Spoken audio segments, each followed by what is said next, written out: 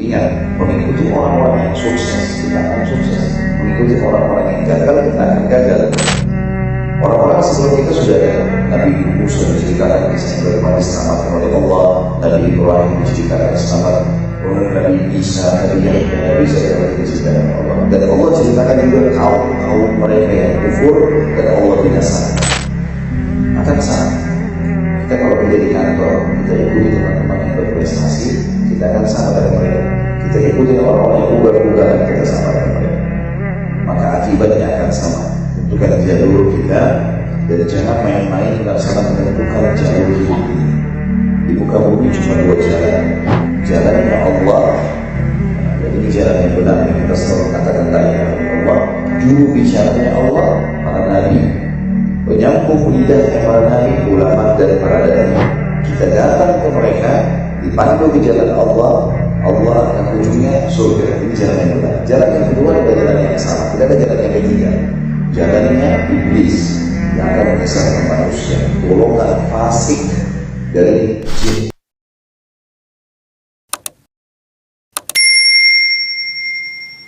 Jangan lalai karena kehidupan akhirat ini ada.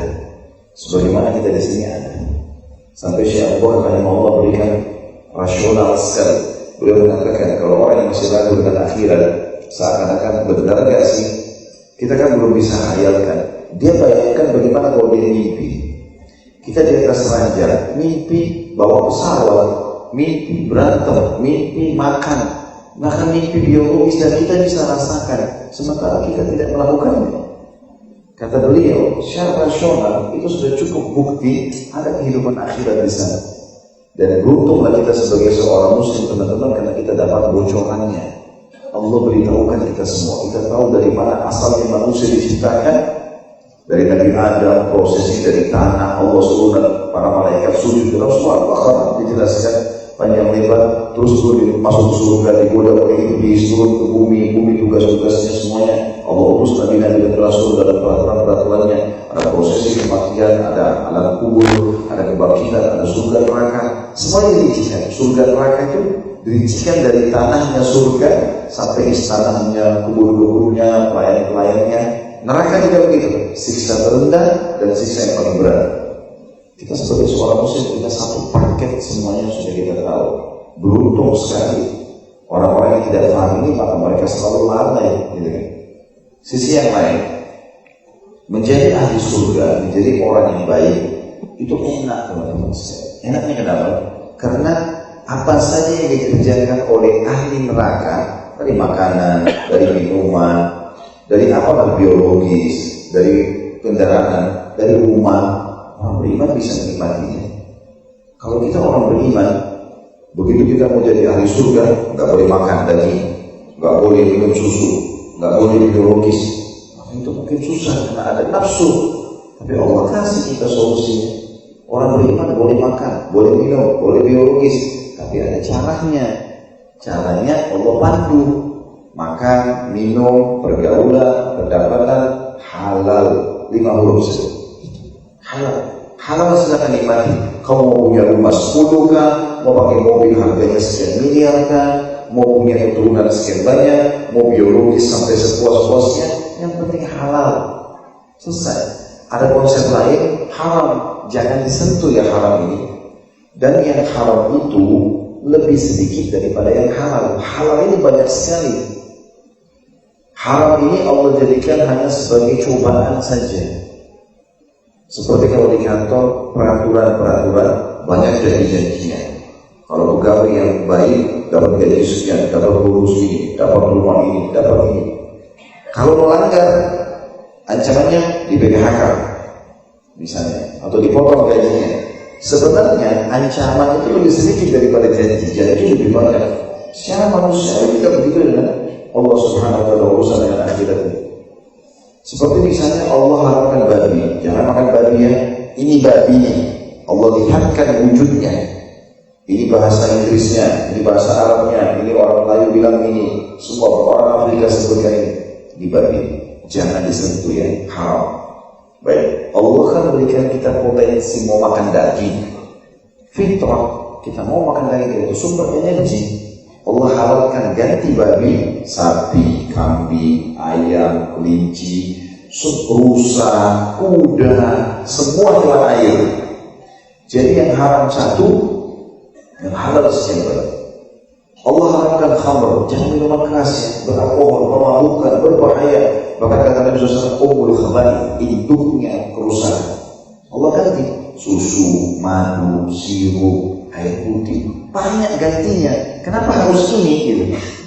Allah larang, jangan zina ya. Kita punya potensi syahwat. Allah membuat syahwat ini positif. Positif kenapa? Karena dengan syahwat laki-laki perempuan mau interaksi. Dan dengan itu populasi manusia ada. Kalau kita nggak ada syahwat dengan lawan jenis, nggak ada manusia. Harus ada itu. Tapi Allah ajar caranya. Yang benar namanya nikah, yang salah namanya zina. Dua-duanya biologis.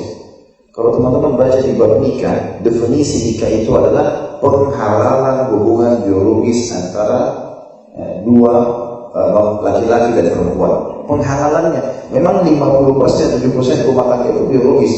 Sehatnya sehat semuanya, rusaknya rusak semuanya. Tapi Allah ada cara. Orang kalau zina takut, jujur rasa takut. Ketemu di hotel takut, janjian takut, ketahuan takut, hamil malu, sampai terjadi aborsi, punya anak nggak jelas statusnya. Bisa kadang-kadang ada hal. Orang nikah hanya dengan saya melamar atau wangi si perempuan ya, mengatakan saya nikahkan kamu dengan anak perempuan saya, laki-laki mengatakan saya terima nikah, dua saksi ada mahar sah, maka mereka berhubungan biologis dengan tenang, dengan sehat sebenarnya, tentu berpengaruh pada kualitas sperma yang nanti akan jadi manusia dan kualitas sel telur. Biologis yang menyenangkan, dapat pahala. Kalau hamil bangga ya, ibu-ibu kalau hamil karena suaminya biar perutnya besar, lewat ibu hamil ya dia senang. Tapi kalau hamil di luar nikah disembunyi, ditutup, ya, malu. Allah sudah buat fitrahnya begitu. Ya. Dan kalau punya anak jelas statusnya. Maka kenapa ini? Kenapa bukan ini? Gitu kan? Bahkan kalau menikah kadang-kadang susah itu karena kasusnya dianya yang menyusahkan. Kalau dia tidak bisa nikah di kota, pergi ke kampung, ke desa, nikah di kampung. Gitu kan? Banyak mudah orang menikah. Misal contoh. Jadi Allah Subhanahu Wa Taala pada saat mengharamkan sesuatu itu cuma sebagian kecil dari substansial kehidupan kita. Sementara yang halal itu jauh lebih banyak. Lalu kenapa harus ini? Kenapa bukan ini? Gitu. Oh iya. Baik, itu berhubungan dengan masalah adanya kehidupan akhirat dan bagaimana seseorang itu semestinya menjadi orang akhirat dan menjadi ahli surga. Karena enak. Toh kita makan, toh kita minum, toh kita biologis, tapi dengan cara yang benar. Seperti itulah ya. Ingat, mengikuti orang-orang yang sukses, kita akan sukses. Mengikuti orang-orang yang gagal, kita akan gagal. Orang-orang sebelum kita sudah ada. Nabi Musa diceritakan kisahnya bagaimana diselamatkan oleh Allah, Nabi Ibrahim diceritakan selamat, kemudian Nabi Isa, Nabi Yahya, Nabi Isa diceritakan oleh Allah. Dan Allah ceritakan juga kaum mereka yang kufur dan Allah binasakan. Akan sama. Kita kalau kerja di kantor, kita ikuti teman-teman yang berprestasi, kita akan sama dengan mereka. Kita ikuti orang-orang yang ugal-ugalan, kita sama dengan mereka. Maka akibatnya akan sama. Tentukan jalur kita dan jangan main-main dan salah menentukan jalur hidup ini. Di muka bumi cuma dua jalan. Jalannya Allah, ya, dan ini jalan yang benar yang kita selalu mengatakan la ilaha illallah. Juru bicaranya Allah, para nabi. Penyambung lidahnya para nabi, ulama dan para dai. Kita datang ke mereka, dipandu ke jalan Allah, Allah akan ujungnya surga. Ini jalan yang benar. Jalan yang kedua adalah jalan yang salah. Tidak ada jalan yang ketiga. Jalannya iblis yang akan menyesatkan manusia, golongan fasik dari jin. Juru bicaranya dukun, ramal, penyambung, penyihir dan ahli maksiat. Kita berteman sama mereka dipandu dalam iblis, ujungnya neraka. Enggak ada jalan yang ketiga. Teman-teman harus pilih, tentukan ini atau ini. Dan sekali orang menjadi baik teman-teman, kenapa setengah-setengah? Kadang-kadang setiap orang dia mau hijrah, dia mau jadi orang baik, tapi setengah. Kenapa setengah? Kenapa nggak setengah jadi orang baik? Jadi banyak enak. Disenangi oleh masyarakat, Allah kasih pahala banyak, kehidupannya ini. Dan tidak benar orang mengatakan bahwa orang kalau hijrah jadi orang baik jadi susah. Dari mana Ustaz? Tidak pernah kita temukan alhamdulillah ada dai atau ada ustaz atau ada kiai mati kelamaan. Malah hidupnya bahagia saja kok.